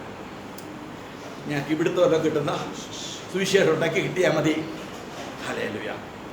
ഈ പരിശുദ്ധാത്മാവിനെ പ്രാപിച്ചെങ്കിൽ, പരിശുദ്ധാത്മാവിനെ തന്നെങ്കിൽ അതിൻ്റെ ലക്ഷ്യം കിടിക്കെട്ടിയൊരു പാസ്റ്റർ കഴിഞ്ഞ ദിവസം പ്രസംഗിച്ച കാര്യങ്ങൾ ഞാനത് ശ്രദ്ധിച്ചപ്പോൾ അദ്ദേഹം പറഞ്ഞതാണ്, പരിശുദ്ധാത്മാവിനെ തന്നാൽ നിനക്കിവിടെ ഉയർച്ച ലഭിക്കും.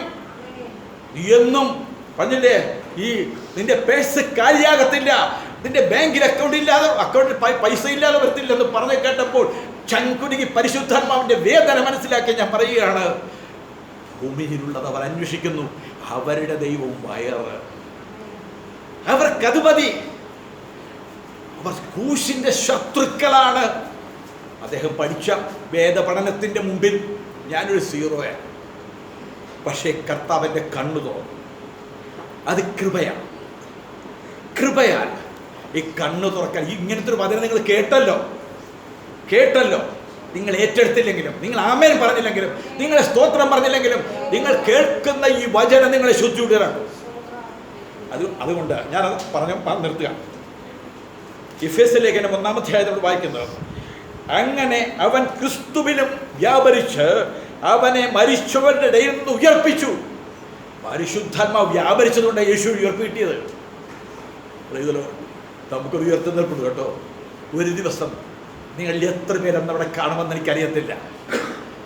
അന്ന് നിങ്ങൾ എന്നെ ഓടി വന്ന് കെട്ടിപ്പിടിക്കും. എന്നെ മനസ്സിലാകും. നിങ്ങൾക്ക് കെട്ടിപ്പിടിച്ചിട്ട് പറയും, പാസ്റ്റേ, അന്ന് പാസ്റ്റേ സത്യം പറഞ്ഞു തന്നില്ലായിരുന്നെങ്കിൽ ഈ നിത്യത മുഴുവനും ഞാൻ ആ നരകത്തിൽ ചെന്ന് ചാടുമായിരുന്നല്ലോ എന്ന് നിങ്ങൾ അന്ന് എന്നോട് നന്ദി പറയും. അന്ന് ഞാൻ ഈ പറയുന്ന വചനത്തിൻ്റെ സത്യം എന്താണെന്ന്, എനിക്ക് ഇവിടുത്തെ നിങ്ങളുടെ പുകഴ്ച വേണ്ട. ഹല്ലേലൂയ. അന്ന് ഞാൻ പറയും, എനിക്ക് കർത്താവ് കൃപ തന്നിട്ടല്ലേ സഹോദര, അല്ലെങ്കിൽ മകനെ മകളെ എന്ന് പറയുവാനായിട്ട് ഇടയായിത്തീരും. അടുത്തത്, സ്വർഗത്തിൽ തൻ്റെ വലത്തുഭാഗത്ത് എല്ലാ വാഴ്ചയ്ക്കും അധികാരത്തിനും ശക്തിക്കും കർത്തൃത്വത്തിനും ഈ ലോകത്തിൽ മാത്രമല്ല വരുമാനമുള്ളതിനും വിളിക്കപ്പെടുന്ന സകല നാമത്തിനും അത്യന്തം മീതെത്തുകയും സർവവും അവൻ്റെ കാൽ കീഴാക്കി വെച്ചു. Price the lord. ഹല്ലേലൂയ. ഇതിനെയും വളച്ചൊടിക്കും. സർവവും യേശുവിൻ്റെ കാൽ കീഴിലാക്കിയത് പരിശുദ്ധാത്മ ശക്തിയാണ്. യേശുവിൻ്റെ ദൈവത്വം അവൻ ഒരു നിമിഷം പോലും എടുക്കാതെയാണ് ജീവിച്ചത്. യേശുവിൻ്റെ ദൈവത്വത്തിലല്ല യേശുവിനെ ജീവിച്ചത്, മനുഷ്യത്വത്തിലാണ്. പക്ഷെ പരിശുദ്ധാത്മാവ് അവനെ എന്ത് ചെയ്തു? അവൻ മരിച്ചടക്കപ്പെട്ട് ഉയർത്തെഴുന്നേറ്റപ്പോൾ എല്ലാ വാഴ്ചയ്ക്കും തലയായ, അവിടെ നമ്മൾ വായിച്ചത്, ഈ ലോകത്തിൽ മാത്രമല്ല വരുവാനുള്ളതിനും വിളിക്കപ്പെടുന്ന സകല നാമത്തിനും അത്യന്തം മീതെയിരുത്തുകയും സർവവും അവൻ്റെ കാൽ കീഴാക്കി വെച്ച് അവനെ സർവത്തിനും തലയാക്കി. ഹലോ ഹലോ ഹലോ നീ വാലല്ല, തലയാ. എന്താ എൻ്റെ അർത്ഥം? നിന്നെ ആരും ഭരിക്കത്തില്ല, നീ എല്ലാവരെയും ഭരിക്കും. എന്തിനെയൊക്കെ ഭരിക്കുന്ന? സർവത്തിനും മീതെ അവനെ സഭയുടെ തലയാക്കി, ശരീരത്തിന്റെ തലയാക്കി മാറ്റി. എല്ലാ വാഴ്ചകളും അധികാരങ്ങളും കർത്തൃത്വങ്ങളും അവന്റെ കാൽ കീഴായി പോയി. പരിശുദ്ധാത്മാവ് വന്നാൽ നടക്കുന്ന സംഭവം അറിയാവോ? ഇപ്പൊ നിങ്ങളെ ചിരിപ്പിക്കാത്ത ആത്മാവേദന, നിങ്ങളെ സന്തോഷത്തോടെ സ്തോത്രം ചെയ്യാൻ സമ്മതിപ്പിക്കാത്ത ആത്മാവേദന, ഏത് മനോഭാവമാണ് നിങ്ങളുടെ? ഇത് കേട്ടിട്ട് നിങ്ങൾക്കത് ചലിക്കാൻ പറ്റാത്തതിന്റെ കാരണം എന്താണ്? ഹല്ലേലൂയ. ഇത് കേട്ടാൽ പ്രൈസ് ദി ലോർഡ്, ഇവിടെ കിടന്ന് തുള്ളിച്ചാടേണ്ടതാണത് വേറൊരു കാര്യം. കാരണം അകത്ത് ജീവനുണ്ടെങ്കിലല്ലേ പറ്റത്തുള്ളൂ. അകത്ത് ജീവൻ വന്നവൻ, ഹല്ലേലൂയ, സർവത്തിനും മീതെ എന്നെ യേശുവിനെ തലയാക്കി. അതേ പരിശുദ്ധാത്മാവിന്റെ അകത്ത് വന്നപ്പോൾ ഞാനിപ്പോൾ തലയായി മാറി. വാലല്ല, വാലാട്ടിപ്പട്ടിയല്ല ഞാൻ, തലയാണ് ഞാൻ. എന്താ തല? അധികാരം പുറപ്പെടുവിക്കുന്നതാണ് പൈശാചിക മണ്ഡലങ്ങളുടെ മേൽ. എന്നോട് ചിലപ്പോൾ എൻ്റെ പ്രിയപ്പെട്ടോട് ചോദിക്കും, അതൊന്ന് ശാസിച്ചൊന്ന് പ്രാർത്ഥിച്ചാൽ പോരെ, അതൊന്ന് ശാസിച്ച് ഒന്ന് പരസ്യച്ച് വിട്ടാൽ പോലെ. അച്ചാച്ചിയുടെ മുമ്പിൽ എന്തെല്ലാം പ്രശ്നങ്ങളാണ് ശാസിച്ചപ്പോൾ പറഞ്ഞപ്പോൾ സംഭവിച്ചിരിക്കുന്നത്. ഞാൻ പറഞ്ഞു, ഏലിക്കുട്ടി, കർത്താവായ യേശുക്രിസ്തു അങ്ങനല്ല പറഞ്ഞിരിക്കുന്നത്. ഒരാളുടെ മേൽ ഭൂതാത്മാവുണ്ടെങ്കിൽ ഭൂതാത്മാവിനെ അവനെ യേശുവിലേക്ക് വരുമ്പോൾ ശാസിച്ചു വിട്ടിട്ട് അവനെ യേശുവിനെ കൊടുക്കാൻ പറ്റും. എന്നാൽ യേശുക്രിസ്തുവിനെ വിശ്വസിച്ച് സ്നാനപ്പെട്ട് അന്യഭാഷയും പ്രാപിച്ച് കർത്തൃമേശയിൽ പങ്കെടുക്കുകയും ചെയ്യുന്ന ഒരാളെ ഞാൻ ശാസിച്ചെന്നാൽ ഹല്ലേലൂയ, എന്തായിരിക്കും അവസ്ഥ? അവൻ സമയത്ത് പോകും, അപ്പുറത്ത് വേറെ സമയമുണ്ടെന്ന് പറയും.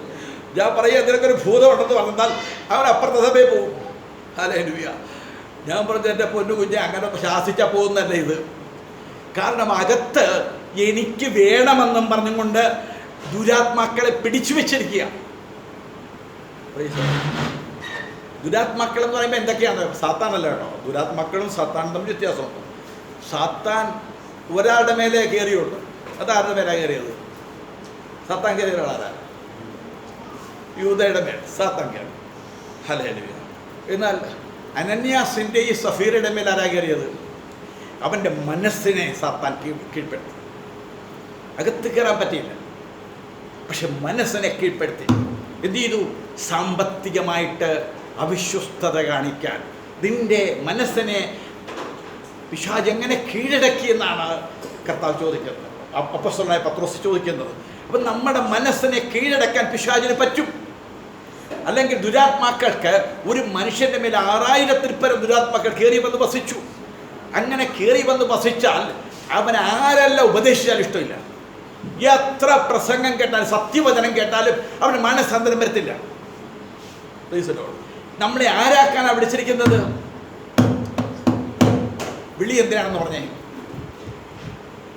എല്ലാറ്റിനും മീതെ എല്ലാറ്റിനെയും ഭരിച്ച് തലയാക്കി നമ്മളെ നിർത്തിയിരിക്കുക. പരിശുദ്ധാത്മാവ് വന്നപ്പോൾ യേശുവിൻ്റെ അതേ ശക്തിയാണ് നമ്മുടെ മേൽ പകർന്നിരിക്കുന്നത്. പരിശുദ്ധാത്മാവ്, യേശുവിൻ്റെ ദൈവം പരിശുദ്ധാത്മാവിനെ കൊടുത്തതുപോലെയാണ് നമ്മുടെ മേൽ പരിശുദ്ധാത്മാവിനെ തന്നിരിക്കുന്നത്. ഹല്ലേലൂയ. ഈ പരിശുദ്ധാത്മാവിന്റെ ശക്തി നിങ്ങൾക്ക് ഉപയോഗിക്കാം. എങ്ങനെ? നിങ്ങളുടെ വീട്ടിൽ ഒരാൾ ദൈവകൃപയ്ക്ക് പുറത്തു പോയാൽ നിങ്ങൾ അതിനെ വിവേചിക്കും. നിങ്ങൾ ഞാൻ പറഞ്ഞില്ലേ, എൻ്റെ ജീവിതത്തിൽ വന്ന ഒരുപാട് വേദനിപ്പിക്കുന്ന അനുഭവങ്ങളുണ്ട്.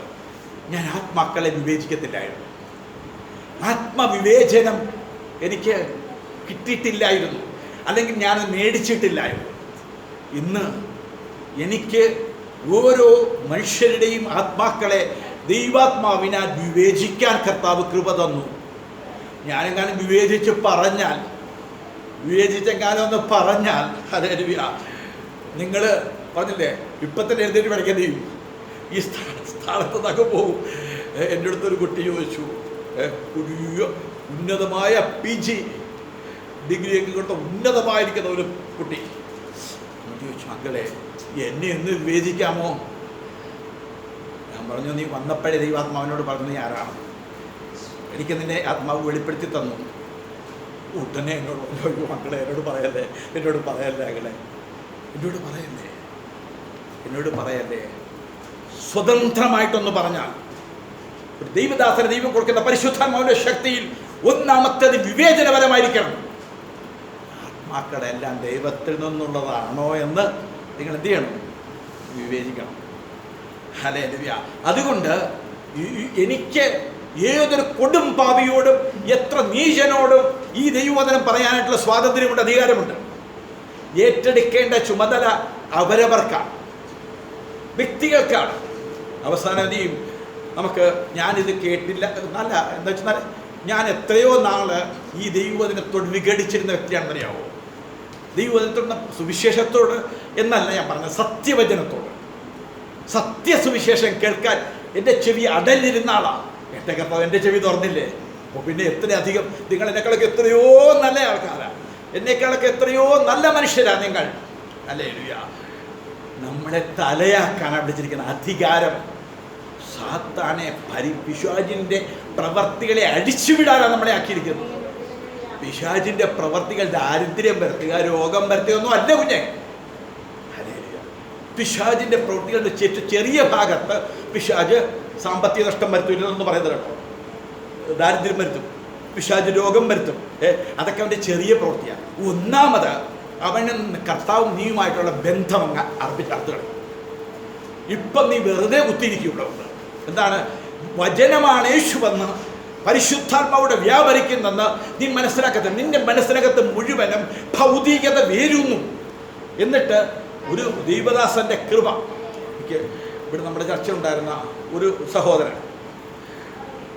സഹോദരൻ വന്ന് ഇടയ്ക്കിടയ്ക്ക് വന്ന് അവരുടെ വീട്ടിൽ വന്ന് പ്രാർത്ഥിക്കുമ്പോൾ വന്നിട്ട് എൻ്റെ അടുത്ത് പറഞ്ഞു, അയ്യോ പാസ്റ്റേ, എന്ത് കൃപയാണെന്നറിയാമോ?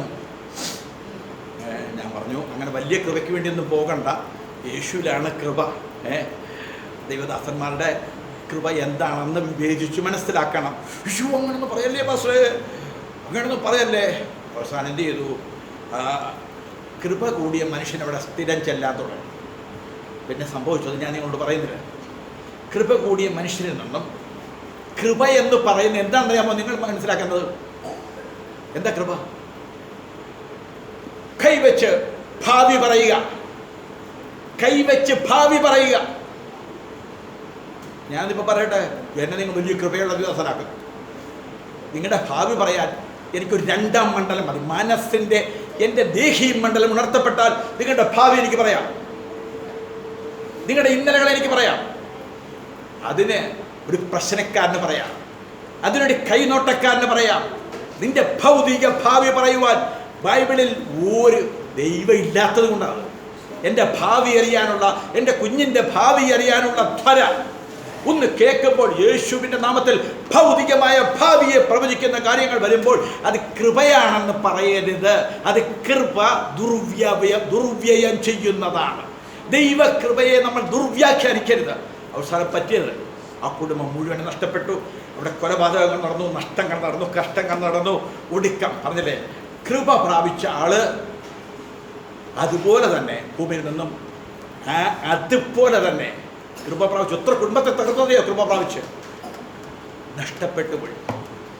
ഞാൻ പറയുന്നത് അപ്പോൾ ഇപ്പോഴും ഞാൻ പറഞ്ഞത് ഇപ്പോഴും നമ്മൾ ചിന്തിക്കുന്നത് കൃപ എന്ന് പറയുന്നത് ഒരാള്. ഇപ്പം ഇത് ഞാൻ ശരീബ ഇവിടെ ഇരിപ്പുണ്ട്. കൊച്ചുമോൻ്റെ വീട്ടിൽ ഞാൻ ചെല്ലുമ്പോൾ കൊച്ചുമോനില്ല. കൊച്ചുമോൻ്റെ വീട്ടിൽ ചെന്നിട്ട് ഞാനൊരു കൃപയുള്ള വ്യക്തിയല്ല.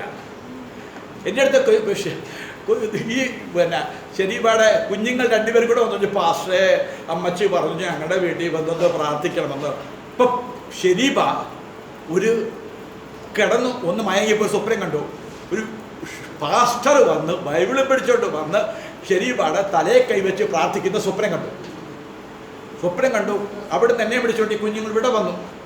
ഞാൻ ആ ശരീബയുടെ കുഞ്ഞുങ്ങളുടെ തീ വെച്ചു. കുഞ്ഞുങ്ങൾ ഇച്ചിരി അന്ന് ഉണ്ടായിരുന്നല്ലേ. അപ്പോൾ ഒരല്പം എണ്ണ മേടിച്ചു. യേശു രക്ഷകനും കർത്താവുമാണെന്ന് വിശ്വസിക്കാമോ എന്ന് ചോദിച്ചു. വിശ്വസിക്കുന്നെന്ന് പറഞ്ഞ് ശരീബ കിടന്ന കിടപ്പിൽ ഇങ്ങനെ ഡാ പോലെ കിടക്കുക. ശരീബ കിടന്ന കിടപ്പിലാണ് രണ്ടും കഴിക്കുന്നത്. ഹല്ലേലൂയ. നിങ്ങൾ ഇവിടുത്തെ സാക്ഷ്യം മാത്രം പറയാം, എനിക്ക് പുറത്തു പോയി പറയാനല്ലേ ഇത്. ആ സഹോദരിയുടെ യേശു കർത്താവെന്ന് രക്ഷകനെന്ന് വായി കൊണ്ടേറ്റ് പറഞ്ഞ് സ്വീകരിച്ചു. ആ എണ്ണയെടുത്ത് തലേന്ന് കൈവച്ച് പ്രാർത്ഥിച്ച് അപ്പത്തും കൊണ്ട് പാസ്റ്റർ ദേ പോയി. ഹല്ലേലൂയ. പക്ഷെ വെള്ളിയാഴ്ച കിടന്ന കിടപ്പിൽ കിടക്കുന്ന ശരീബ മണ്ണങ്കരത്തറ സണ്ണിച്ചായൻ്റെ വീട്ടില് ഉപവാസ പ്രാർത്ഥനയ്ക്ക് നടന്നു ചെന്നു. ഇതേത് കൃപയാ? ഞാൻ പോയി പ്രാർത്ഥിച്ചിട്ട് ചത്തുപോയ ഒരുപാട് പേരുണ്ട്. എന്നെ വിശ്വസിച്ച് പിടിച്ച് പ്രാർത്ഥിപ്പിച്ചിട്ട് ചത്തുപോയ ഒരുപാട് പേര്. അതെന്ത് കൃപയാ? അയ്യോ, ഇതാണോ കൃപ? ഭാവിയെക്കുറിച്ച് രണ്ട് വാക്കും പറഞ്ഞ് രണ്ട് അന്യഭാഷയും പറഞ്ഞാൽ പിന്നെ അതാണ് കൃപ. കൃപയെന്ന് പറയുന്നത് മനോഹാരിതയാണ്. കൃപ എന്ന് പറഞ്ഞാൽ മനോഹരമെന്നാണ് അതിൻ്റെ അർത്ഥം. ഒന്ന് നമുക്ക് അർഹതയില്ലാത്ത കൃപ യേശു ക്രിസ്തുവിൽ കൂടെ നമ്മളെ ദൈവമക്കളാക്കി തീർത്തത് കൃപ. എന്നാൽ ഇന്ന് നമ്മൾ അനുഭവിക്കുന്നതെന്നറിയോ? എന്ത് കൃപ എന്ന് പറഞ്ഞെന്നാൽ സത്യവചനം മാത്രമേ ഞങ്ങളുടെ പാസ്റ്റർ പറയൂ. ഞങ്ങളുടെ പാസ്റ്റർ വായി തുറന്നാൽ നിത്യജീവനല്ലാതെ ഒന്നും പറയത്തില്ല. ഞങ്ങൾക്കത് മാത്രം കേട്ടാൽ മതി. ദൈവകൃപ. ഞങ്ങളുടെ പാസ്റ്റർ പ്രാർത്ഥിക്കുമ്പോൾ നടക്കുന്ന അത്ഭുതങ്ങളല്ല. ഏറ്റവും വലിയ അത്ഭുതം, ഇന്ന് നിങ്ങളിൽ ഒരാളൊന്ന് മാനസാന്തരപ്പെട്ടാൽ, ഇന്ന് നിങ്ങളിൽ ഒരാൾ ഈ സത്യമൊന്ന് അംഗീകരിച്ചാൽ, അതിനാണ് ദൈവമക്കളെ കൃപയുള്ള ദേവദാസൻ എന്ന് പറയുന്നത്. അതിന് കൃപയിലിരിക്കട്ടോ. ഞാൻ പറഞ്ഞത് ഇച്ചിയുടെ കൃപയ്ക്ക് വേണ്ടി പ്രാർത്ഥിക്കുക. നിങ്ങൾ ദയവായിട്ട് എനിക്ക് വേണ്ടി അല്പം എനിക്ക് കൃപ കിട്ടാൻ വേണ്ടി പ്രാർത്ഥിക്കുക. ഞാനിത് കഴിഞ്ഞ ദിവസം കരയുക. കർത്താവ് എത്ര കൊല്ലുന്ന പോലെ എത്ര വഴക്കൊണ്ടാക്കി പ്രസംഗിച്ചിട്ടും ഒരാൾ പോലും മാനസാന്തരപ്പെടുന്നില്ല. കർത്താവ് വിഷമമുണ്ടാകത്തില്ല. തിരിയുക, കഠിനപ്പെട്ടുകൊണ്ടിരിക്കുക. അപ്പം എന്നോട് പറഞ്ഞു, ഈ പരിശുദ്ധാത്മാവ് നിൻ്റെ ഉള്ളിൽ വന്നാൽ നിനക്കതിൻ്റെ മേൽ ജയം തരും.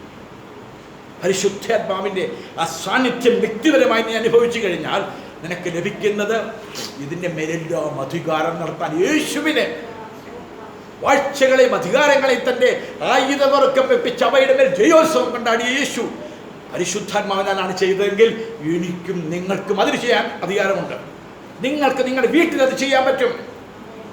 ഞാൻ പറയാം, നിങ്ങളുടെ സാമ്പത്തിക മണ്ഡലം അതിന് കടന്ന് നിങ്ങളെ ബുദ്ധിമുട്ടിപ്പിക്കുന്നുണ്ടാക്കുക. അതിൻ്റെ പിന്നിൽ അവിടെ ദൈവമില്ല. ദൈവം ഇല്ല. അതായത് താങ്ങാൻ പറ്റാത്ത ദാരിദ്ര്യം നിങ്ങൾക്കുണ്ടെങ്കിൽ നിങ്ങളുടെ സാമ്പത്തിക മണ്ഡലത്തിൽ ദൈവമില്ല. എൻ്റെ അർത്ഥം അതൊരു ശാപം കെട്ടിത്തൂങ്ങിക്കിടക്കുന്നു. രക്ഷിക്കപ്പെട്ടെന്ന് പറഞ്ഞിട്ട് കാര്യമില്ല. ഹല്ലേലൂയ. നിങ്ങൾക്ക് സഹിക്കാൻ വയ്യാത്ത വിധത്തിൽ ആരോഗ്യ മേഖല, എഴുന്നേറ്റ് നടക്കാൻ വയ്യാത്ത, സുവിശേഷ വില ചെയ്യാൻ പറ്റാത്ത വിധത്തിൽ ആരോഗ്യ മേഖല തകർന്നിരിക്കുന്നെങ്കിൽ അവിടെ ദൈവമില്ല. ദൈവമില്ലാത്ത സ്ഥലത്തിൻ്റെ പേരെന്താണ്? ശാപം കെട്ടിത്തൂങ്ങിക്കിടക്കും. ദൈവമക്കൾക്ക് ശാപം വരുമോ പാസ്റ്ററേ? യഥാർത്ഥ ദൈവവേദന ശാപം വരത്തില്ല. രക്ഷിക്കപ്പെട്ടെന്ന് പറയുന്നവന് ശാപം വരും. യഥാർത്ഥ രക്ഷിക്കപ്പെട്ടെങ്കിൽ നിനക്ക് ശാപം ഭരിക്കത്തില്ല. നിനക്ക് ശാപം ഭരിക്കത്തില്ല. ശാപം വന്നു കയറിയതിന് കാരണങ്ങളുണ്ട്. കാരണം കൂടാതെ ശാപം വരുമോ? കാരണം കൂടാതെ അതൊരു ശാപം വരത്തില്ല. എന്താ ശാപം? ദൈവം ഇല്ലാത്ത അവസ്ഥയാണ്. അപ്പോൾ എൻ്റെ കൂടെ ദൈവമുണ്ടെന്ന് ഞാൻ ചിന്തിക്കുന്നു, പക്ഷേ ഇപ്പോൾ എൻ്റെ സാമ്പത്തിക മണ്ഡലം തകർന്നു കിടക്കുന്നു. ദൈവം അനുവദിച്ചിട്ട് വരുന്ന സാമ്പത്തിക തകർച്ചയുണ്ടാകും. ദൈവം അനുവദിച്ചിട്ട് വരുന്ന ശാരീരിക കഷ്ടതകളുണ്ടാകും. ദൈവം അനുവദിച്ചിട്ട് വരുന്ന മനോഭാരങ്ങളുണ്ടാകും. അത് ദൈവം അനുവദിക്കുന്നതാണെങ്കിൽ പോക്കുവഴിയും കൂടെ ഉണ്ടാകും. പോക്കുവഴിയില്ല, ഇനി മുന്നോട്ട് പോകാൻ നിവർത്തിയില്ല എന്നുള്ള ചിന്തയിലാണെങ്കിൽ അതിൻ്റെ മേൽ ഇന്ന് ഒറ്റവാക്ക്, ക്രൂശിൽ മരിച്ച കർത്താവേ, അങ്ങ് എൻ്റെ ഈ സാമ്പത്തിക മേഖലയിലേക്ക് ഇറങ്ങി വരണമേ.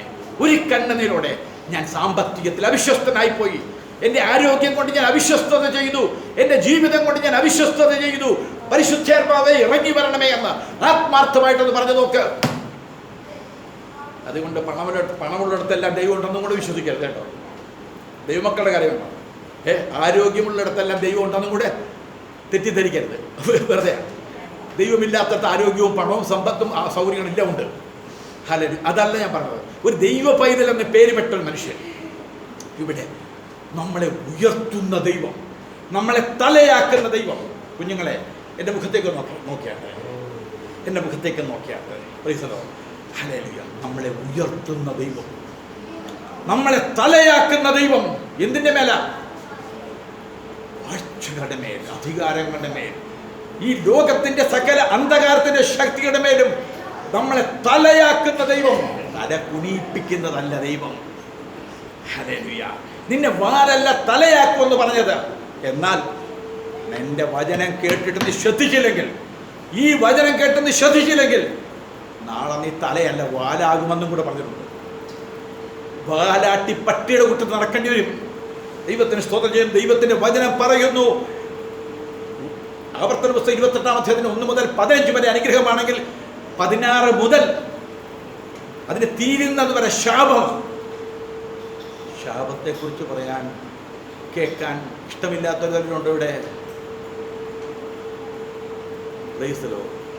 ദൈവം പാപം ചെയ്ത കയ്യിൽ ശപിക്കപ്പെട്ടോ അനുഗ്രഹിക്കപ്പെട്ടോ? അവൻ ശാപഗ്രസ്തനായി ദൈവസന്നിധി വിട്ട് ഓടിപ്പോയി. അവൻ ശപിക്കപ്പെട്ടു. നിങ്ങൾ ഉൽപ്പത്തി പുസ്തകം വായിച്ചു നോക്കിയോ? അവിടെയാണ് ശാപം തുടങ്ങിയത്. പക്ഷേ എന്തുണ്ട്? അവൻ്റെ പേരിൽ, അവൻ്റെ പുത്രൻ്റെ പേരിൽ ഒരു പട്ടണമുണ്ട്. അവൻ്റെ പേരിൽ വലിയ കുടുംബ മഹിമകളുണ്ട്.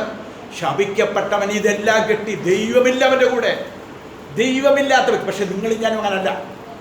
നമ്മൾ ദൈവമുള്ളവരാണ്. ഏതോ മേഖലയിൽ ദൈവത്തിൻ്റെ സാന്നിധ്യം കടന്നു വരാൻ കഴിയാത്ത അവസ്ഥകൾ, അവിടെ ഞാൻ വായിച്ച ഭാഗം വായിച്ച് എൻ്റെ വാക്കുകൾ നിർത്തുന്നു. ലോകത്തിന് മാത്രമല്ല, വരുവാനുള്ളതിന് വിളിക്കപ്പെടുന്ന സകലത്തിനും നാമത്തിനും അത്യന്തം മീതെ ഇരുത്തുകയും സർവവും അവൻ്റെ കാൽ കീഴാക്കി വെച്ചു. വായിച്ചു നിർത്തട്ടെ. അവനെ സർവത്തിനും മീതെ തലയാക്കി. യേശു വിളിച്ചതിനെ തലയാക്കാനാണ്, ശാപത്തെ അഴിക്കാനാണ്, ശാപത്തെ മുറിച്ചുവിടാനാണ് നിന്നെ ആക്കി വെച്ചിരിക്കുന്നത്. ഒറ്റ വ്യവസ്ഥ, പരിശുദ്ധാത്മാവിനെ നിറയണം. ആത്മാവിനെ വ്യക്തിയായി സ്വീകരിക്കണം. എന്നിട്ട് എല്ലാറ്റിലും എല്ലാം നിറയ്ക്കുന്നവൻ്റെ നിറവായിരിക്കുന്ന അവൻ്റെ ശരീരമായ സഭയ്ക്ക് കൊടുക്കുകയും ചെയ്തിരിക്കുന്നു. ഇപ്പം ശരീരമാകുന്ന സഭയ്ക്ക് എല്ലാറ്റിലും എല്ലാം നിറയ്ക്കുന്നവനാണ്. നമ്മളാണ് നിറയ്ക്കേണ്ടവ, നമ്മളാണ് നിറയ്ക്കേണ്ടവ. നമ്മൾ ഒഴുക്കിക്കളയുകയാണെങ്കിലോ? എല്ലാറ്റിലും എല്ലാം നിറയ്ക്കുന്നവൻ്റെ നിറവ്, എല്ലാറ്റിലും എല്ലാം നിറയ്ക്കുന്നത് കർത്താവാണ്. ആ കർത്താവിൻ്റെ നിറവെന്ന് പറയുന്നത് ഞാനും നിങ്ങളുമാണ്. അനേകരെ നിറയ്ക്കേണ്ടവരാണ് നമ്മൾ. കഴിഞ്ഞ ആഴ്ചയിൽ എത്ര പേരെ നിറച്ചു? എത്ര കുടുംബങ്ങളെ ദൈവസന്തോഷത്തിലേക്ക് നിറച്ചു? എത്ര കുടുംബങ്ങളെ ആത്മാവിൽ നിറച്ചു? കർത്താവ് നമ്മളെ ധാരാളമായി സഹായിക്കട്ടെ. ഞാൻ എൻ്റെ വാക്കുകളെ ഉപസംഹരിക്കുന്നു. പരിശുദ്ധാത്മാവിനാൽ ദൈവം നമ്മളെ ബലപ്പെടുത്തും.